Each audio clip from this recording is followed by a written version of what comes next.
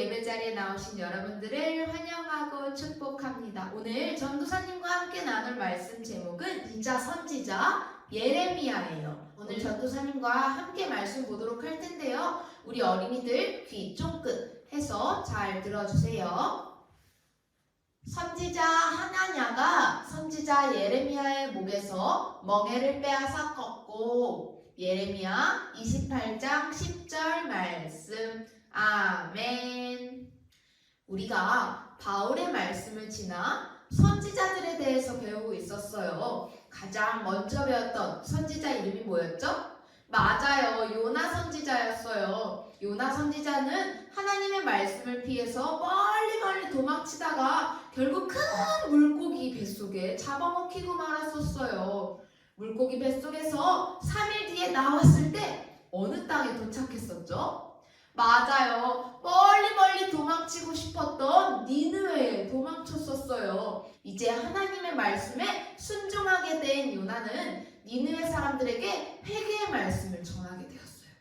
요나의 말을 니느웨 사람들이 믿었었나요? 믿고 회개해서 니느웨 성이 무너지지 않았었어요. 요나 선지자 다음에 배웠던 선지자가 누구였죠? 맞아요. 이사야 선지자였어요. 이사야 선지자가 하나님께 예배드리기 위해서 성전에 있었을 때 하나님이 계신 곳이 보였었어요. 이사야 선지자는 하나님께 모든 죄를 다 말씀드렸었어요. 이렇게 천사는 이사야 선지자에게 죄로 가득한 이사야의 마음이 깨끗하게 되어주었다고 말해주었죠. 그 이사야 선지자가 드디어 하나님의 목소리를 들을 수 있게 되었어요. 하나님은 누가 유다 백성에게 가서 나의 말을 전할 수 있을까? 라고 말씀하셨고 그 질문에 하나님 저 여기 있어요. 제가 여기 있어요. 저 보내주세요. 라고 대답했었죠. 하나님은 이사야 선지자에게 특별한 일을 맡기신 거였어요. 선지자가 된 이사야는 히스기야 왕에게 찾아왔어요. 어떤 말을 전했었죠? 히스기야가 죽게 될 거라고 말했어요. 그 이야기를 들은 히스기야는 눈물을 펑펑 쏟으면서 하나님만 의지하고 하나님께 기도했어요. 하나님은 그의 믿음을 보시고 다시 이사야 선지자를 보내면서 말씀하셨죠. 하나님께서 왕의 병을 치료해 주셔서 앞으로 15년이나 더 살게 될 거라고 말씀하셨어요. 하나님께서는 히스기야의 믿음을 보시고 히스기야 왕의 병을 낫게 하신 거예요. 그래서 히스기야가 튼튼한 몸으로 앞으로 더 튼튼한 몸으로 다시 건강하게 나라를 다스릴 수 있게 되었어요. 그러던 어느 날 저 멀리 바벨론 나라의 왕이 히스기야 왕의 소식을 듣고는 자신의 신하를 보내주어서 축하해 주었죠. 히스기야 왕은 너무 신이 났어요. 그래서 바벨론 신하들에게 나라의 보물창고를 쫙쫙 열어주었었어요. 그때 이사야 선지자가 히스기야 왕을 찾아와 하나님의 말을 다시 전하기 시작했어요. 히스기야가 의지한 바벨론이 유다를 도와줄 것 같지만 나중에 바벨론이 유다의 모든 것을 빼앗을 거라는 무서운 말씀이었죠. 이렇게 요나처럼 이사야처럼 때론 어렵지만 하나님의 말씀을 듣고 하나님의 말씀을 전하는 사람을 선지자라고 해요. 오늘은 새로운 선지자에 대해서 배울 거예요. 우리 제목에서도 벌써 눈치챘을 수 있어요. 바로 예레미야 선지자예요. 예레미야 선지자는 어떤 선지자였길래 진짜 선지자였는지 한번 알아보도록 할게요. 유다 사람인 예레미야는 하나님의 부르심을 받고 선지자로 살아가는 사람이었어요. 예레미야는 이사야 선지자처럼 하나님의 말씀을 전하는 사람이었죠. 저기 예레미야가 이상한 것을 목에 메고 있네요. 큰 목걸이를 걸고 있는 걸까요? 예레미야는 하나님께서 시키시는 대로 소에게 일을 시킬 때 채우는 멍에를 나무와 줄로 만들어서 목에 차고 있는 거였어요. 예레미야는 그냥 말하는 것뿐 아니라 행동으로 보여주고 있었던 거예요. 이 멍에를 맨 것과 같이 유다 백성은 바벨론에게 오래오래 괴롭힘을 받게 될 거라는 사실을 말이에요. 이런 이야기를 누가 좋아하겠어요? 그래서 유다 사람들은 예레미야가 전하는 하나님의 말씀을 듣기 싫어했어요.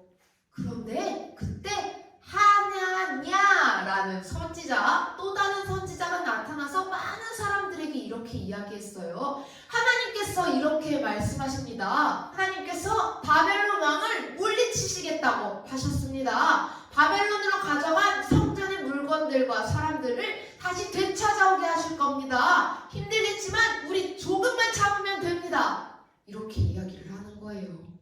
같은 유다 사람인 예레미야도 빨리 바벨론에서 벗어났으면 좋겠지만 하나님께서는 그렇게 하지 않으실 거라고 예레미야를 통해 말씀하셨어요. 그거는 예레미야뿐 아니라 이전에 다른 선지자들도 계속 같이 똑같은 말씀을 들었다고 하셨었죠. 예레미야는 사람들에게 하나님의 말은 하나님이 하신 말씀이 아니라는 것을 두고 보면 알게 될 거라고 말했어요. 그러자 하나냐가 예레미야에게 다가와서 이 멍에를 꺾어버렸어요. 그러고는 이 멍에를 꺾어버린 것처럼 하나님께서 바벨론을 이렇게 꺾어버리실 것입니다. 벗어나게 해주실 것입니다. 라고 말했다고 하면서 다시 한번 사람들에게 말하는 거예요. 이때 예레미야는 어떻게 했을까요? 하나님, 저 하나냐를 혼내주세요. 라고 기도했을까요? 아니면 같이 싸웠을까요? 여러분이 예레미야라면 어떻게 했을 것 같아요? 그런데 예레미야는 그저 아무 말 없이 그냥 그 자리를 떠났어요. 아니, 예레미야가 진짜 하나님이 선택하신 선지자인데 왜 그냥 자리를 떠났을까요? 예레미야는 지금 싸우느니 2년 후에 보면 하나냐의 말이 거짓말이었다는 것을 알게 될 거라고 생각했어요. 그럼 유다 백성은 둘 중에 어떤 사람 말을 들었을까요? 하나냐의 말을 들었을까요? 아니면 예레미야의 말을 들었을까요? 유다 백성들은 2년 안에 모든 것이 좋아지고 제자리로 오게 될 것이라는 하나냐의 말을 더 좋아하고 그렇게 되기를 바랬어요. 오래오래 바벨론에게 괴롭힘을 당할 것이라는 예레미야의 말은 좋아하지 않고 따르지도 않았어요. 성경 속의 옛 이야기는 지금도 똑같이 일어나고 있어요. 자기 혼자에게만 하나님이 말씀해 주셨다면서 사람들이 듣기 좋은 말, 거짓말로 속닥속닥 꼬드기고 있는 사람이 한두 명이 아니에요. 진짜와 가짜를 알아내는 것은 참으로 어려운 일이에요. 그럼 우리는 어떻게 해야 할까요? 사람들의 거짓말에 속지 않으려면 하나님의 말씀인 성경을 아주 잘 읽어야 돼요. 하나님께서 어떤 생각을 하고 계시는지 하나님의 마음을 알아가야지 그 말씀으로 마음을 튼튼하게 만들어야 하나님의 마음을 알아갈 수가 있어요. 하나님의 말씀인 성경을 잘 읽고 배우면서 튼튼한 하나님의 자녀로 살아가길 바랄게요. 예레미야의 말을 듣지 않았던 유다는 어떻게 되었을까요? 우리 다음 주에 전도사님이 알려주도록 할게요. 그럼 기도하겠습니다. 하나님 아버지 감사합니다. 저희도 예레미야처럼 하나님 말씀함에 든든하게 설 수 있도록 언제나 저희와 함께 해주세요. 예수님의 이름으로 기도드렸습니다. 아멘.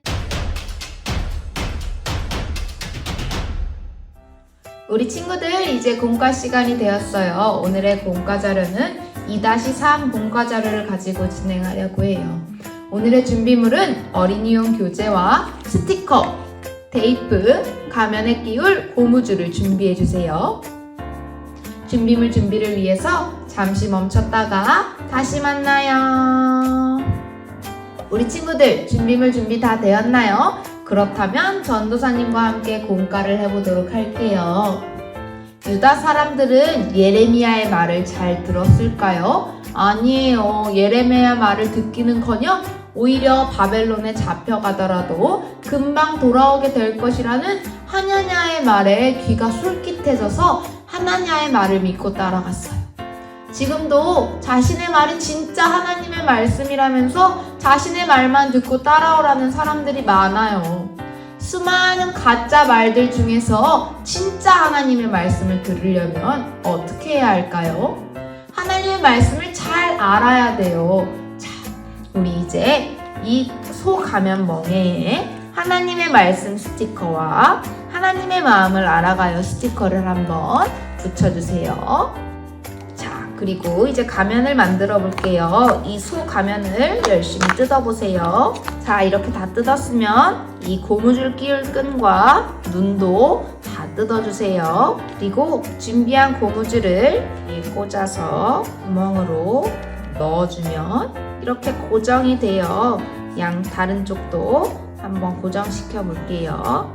짜잔, 이렇게 잘 고정이 되었으면 귀에 한번 껴보세요. 가면에 다 썼나요? 이렇게 예레미야 선지자가 진짜 행동으로 보여주면서 하나님의 말씀을 전했던 것처럼 우리도 소 가면을 한번 써보면서 하나님의 마음을 알아가고 하나님의 말씀을 전하면서 한 발자국씩 나아가는 하나님의 말씀을 진짜 알아가는 어린이들이 되길 바랄게요. 그럼 우리 다음 주에 또 만나요.